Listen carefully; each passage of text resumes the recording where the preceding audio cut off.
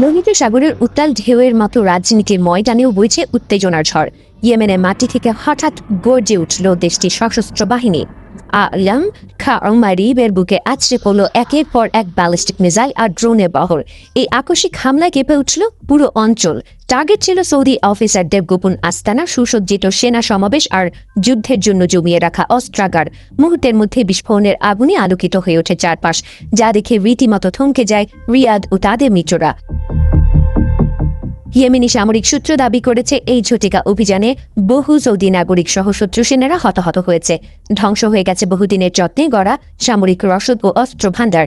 ইয়েমেনের ওপর দীর্ঘ ১২ বছর ধরে চলা অন্যায় অবরোধ এবং নতুন করে সৌদি সামরিক প্ররোচনার জবাব দিতে এই রক্তক্ষয়ী অপারেশন চালানো হয়েছে বলে স্পষ্ট জানিয়ে দেওয়া হয়। দিনের আলো ফোটার আগেই অবশ্য আরও বড় এক বার্তা দিয়েছিল ইয়েমেনি বাহিনী। সৌদি আরবের দক্ষিণ পশ্চিমে জিজান প্রদেশে অবস্থিত বিশ্বখ্যাত আরামকো তেল শোধনাগারে আছড়ে পড়েছিল একটি বিস্ফোরক বোঝাই ড্রোন। ইয়েমেনের আকাশে বারবার সৌদি ড্রোনের অবৈধ অনুপ্রবেশের জবাব হিসেবে এই হামলা চালানো হয়েছিল।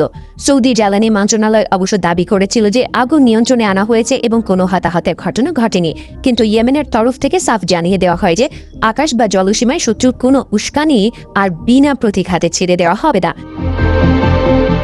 ইয়েমেনি সশস্ত্র বাহিনীর মুখপাত্র ব্রিগেডিয়ার জেনারেল ইয়াহিয়া সারি ঘোষণা করেন তাদের নতুন নীতি: অবরোধের বদলে অবরোধ এবং উত্তেজনার বিপরীতে উত্তেজনা। ইয়েমেনের সাধারণ মানুষের উপর যারা নতুন করে আগ্রাসনের জাল বুনছে, তাদের প্রতিটি পদক্ষেপ তীক্ষ্ণ চোখে পর্যবেক্ষণ করা হচ্ছে। এই পাল্টাপাল্টি হামলায় আরব উপদ্বীপে শান্তি প্রতিষ্ঠার সমস্ত আশার আলো যেন নিমিষেই ম্লান হয়ে গেছে। ইয়েমেন উপকূল থেকে শুরু করে রিয়াদের তেল স্থাপনা, সবখানেই এখন কেবল যুদ্ধের দামামা বাজছে।